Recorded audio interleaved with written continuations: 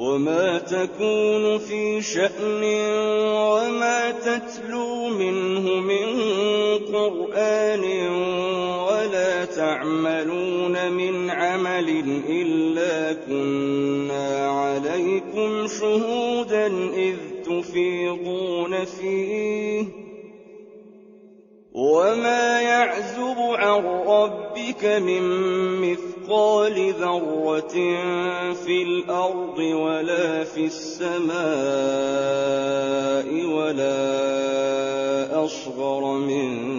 ذلك ولا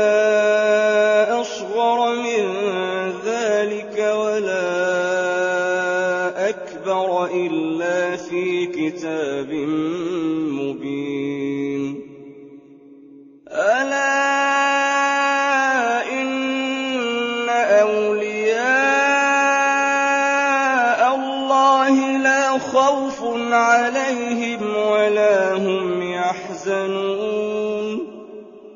الذين آمنوا وكانوا يتقون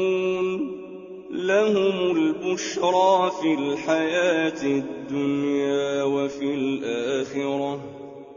لا تبديل لكلمات الله ذلك هو الفوز العظيم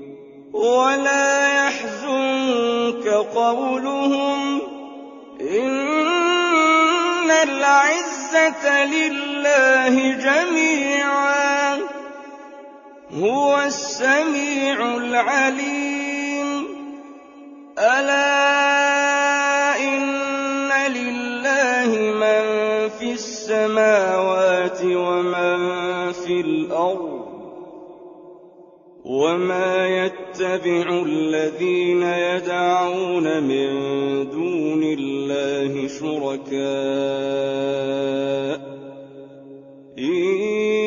يتبعون إلا الظن وإن هم إلا يخرصون هو الذي جعل لكم الليل لتسكنوا فيه والنهار مبصرا إن في ذلك لآيات لقوم يسمعون قالوا اتخذ الله ولدا سبحانه